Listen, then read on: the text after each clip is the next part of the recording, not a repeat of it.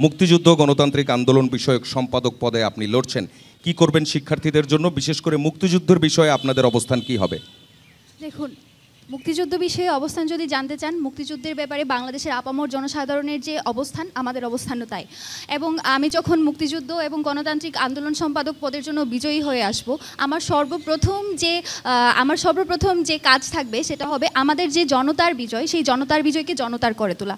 আমরা দেখতে পেয়েছি যখনই আমাদের কোনো মুক্তির লড়াই হয় কিংবা আমাদের যে বিজয়, আমরা অনেক কষ্টের বিনিময়ে রক্ত ছড়িয়ে যে বিজয় আমরা অর্জন করি, সেই বিজয় কখনোই কেন জানি না আমাদের থাকতে পারে না। নির্দিষ্ট একটা পক্ষ বা নির্দিষ্ট একটা গোষ্ঠী এসে সেটাকে দলীয়করণের মাধ্যমে জনতার হাত থেকে সেই বিজয়টাকে ছিনিয়ে নেয়। যেমনটা আমরা 24-এর ক্ষেত্রে দেখেছি, যেমনটা আমরা 71-এর ক্ষেত্রে দেখেছি, যেমনটা আমরা 47-এর ক্ষেত্রেও দেখেছি। ইভেন এমনও হয়েছে আমাদের 90-এর যে এই যে অবিসংবাদিত যে বিজয়, সেটার কথা কিন্তু এখন প্রায় সময় আসেই না। এই প্রত্যেকটি গণতান্ত্রিক আন্দোলন এবং সবচেয়ে ইম্পর্টেন্টলি আমাদের মুক্তিযুদ্ধের যে আমাদের যে বিজয়, সেটা দেখবেন যে আওয়ামীকরণ এমনভাবে করা হয়েছে যেন আমাদের মুক্তিযুদ্ধ আওয়ামী লীগের একমাত্র সম্পত্তি।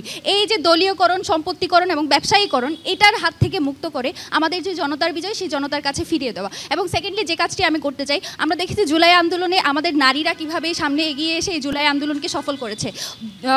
2024 সালের 14ই জুলাই নারীরা কিন্তু হল থেকে বেরিয়ে এসে এই যে আন্দোলনকে মোমেন্টাম দিয়েছে। কিন্তু আন্দোলন পরবর্তী সময়ে 5ই আগস্ট পরবর্তী সময়ে আমরা দেখেছি যে নারীদের জন্য যে সেফ সাইবার স্পেস বলেন বা রাজনৈতিক অঙ্গন বলেন, সেটা কেউ আসলে নিশ্চিত করেনি। তো সেই আন্দোলন পরবর্তী সময়ে সেই রাজনৈতিক অবস্থান বলেন কিংবা নারীদের যে অংশগ্রহণ বলেন, সেটা নিরাপদ করার জন্য সাইবার স্পেস এবং রাজনৈতিক অঙ্গনে নারীদেরকে নিরাপত্তা নিশ্চিত করার জন্য আমি সামাজিক এবং গণ আন্দোলন গড়ে তোলার প্রতিশ্রুতি দিচ্ছি।